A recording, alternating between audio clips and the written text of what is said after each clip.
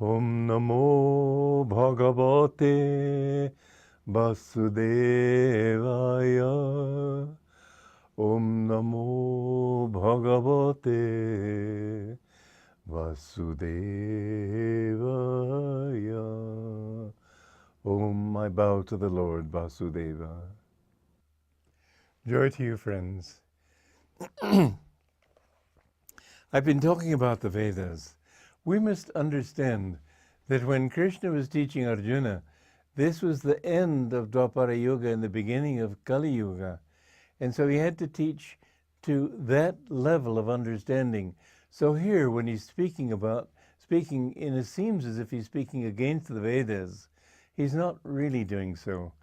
The Vedas at a higher age are understood in a higher way.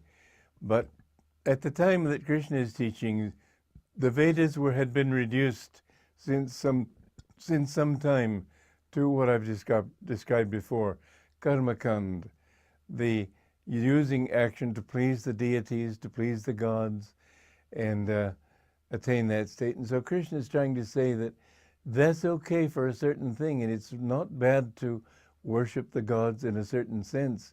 It's not bad to pour out libations, to give energy back to whatever you receive energy from.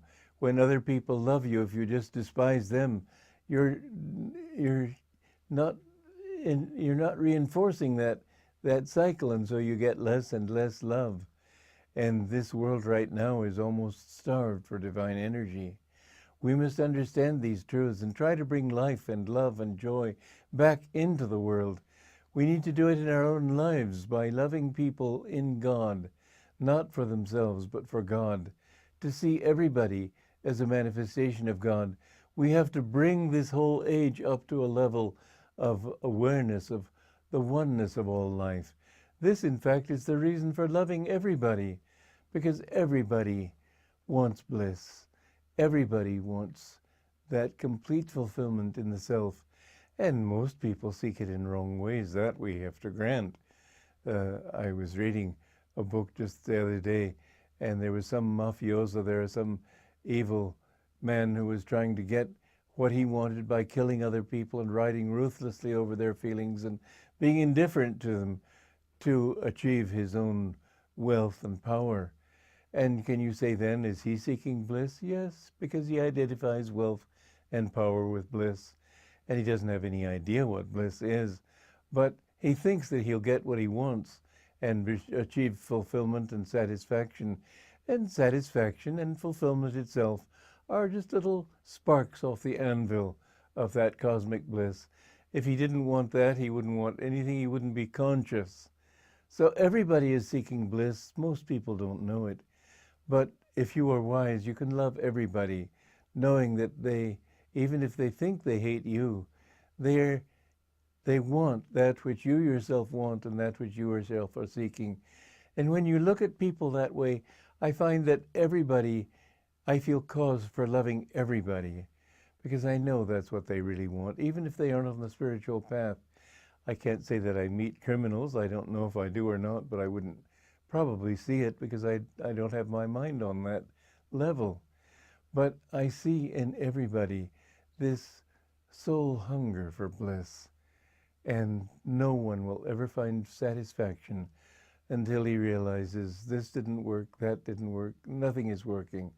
I just want him. Neti, giving up this because it doesn't work, that, everything.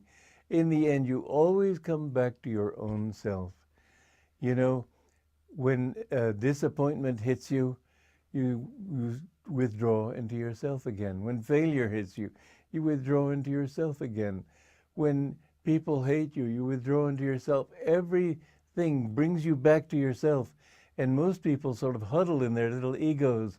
But if they could understand that the self they're trying to find is their deeper divine self, which cannot be burned by fire or cut by sword or drowned by water or blown away and dried up by a wind, as it says here in the Gita, that self which is completely untouched by anything, because it is a part of the essential reality, the essential Satchidananda that rules the whole universe. So the Vedas have their place, but Krishna is saying at this time, people haven't understood what the Vedas were. They're a much deeper teaching than most people realize. And so he's saying that the Vedas in this teaching, well, let me read before because I've got to go through the whole Gita here. Vedic rituals and other outward practices lead not to oneness with God, nor to promises for or the hope for superior pleasures in the astral world. All these lead rather to repeated earthly births. Those, 44, those who, incapable of discriminating between right and wrong, seek personal power and superior sense pleasures, whether on earth or in the astral world after death, by the practice of the Vedas, the Vedic rituals, they deepen thereby their ego attachment. They cannot achieve the inner equilibrium that comes through meditation and miss also the one true goal of life, union with God. And then in verse 45, the Vedas teach that the universe is a mixture of three basic qualities, and this is one we will have to go into at greater length. The qualities or gunas, sattva, rajas, rajoguna, tamoguna. Your duty, Arjuna, is to free yourself from all three, as well as from the dualities of nature. The way to this achievement is to remain ever calm in the self, free from any thought of either acceptance or possession. Some people think that this means you shouldn't accept gifts from other people. Patanjali too, in one of his yamas, says non-receiving, and people think it means not receiving gifts. It's a deeper thing than that. First of all, you shouldn't have the desire for what other people own. Next, you should have no attachment even to that which you do own. In other words, non-attachment to your body, non-attachment to this personality of yours, non-attachment to anything that you think is yours by right, because none of it is really you. Once you've reached that level of non-attachment even to the human self, then, and to the body, then is when you can begin to remember all the other bodies you have inhabited, the thousands and thousands of lives that you have lived in this world, millions, perhaps billions of lives. But all of this, we must go beyond what the Vedas teach, beyond attachment and desire and everything. And the Vedas help in those rituals. They were written at a time when they thought that any step upward is going to be a help for people. So it takes people who are on those levels and teaches them how to gain, how to fulfill their desires, how to achieve this worldly goal of power or riches or whatever. But that's not the goal of the Vedas. Vedanta, the end of the Vedas, is the teaching of becoming one with God. And Krishna is emphasizing the lower aspects of Vedas, saying that it's okay. It'll help you, and you need to look at everything from a spiritual point of view. Everything you do, you should see as a spiritual endeavor. In the end, everything is. You can't get away from your search for God.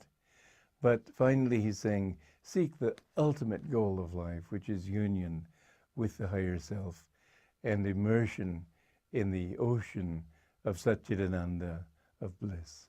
Joy to you.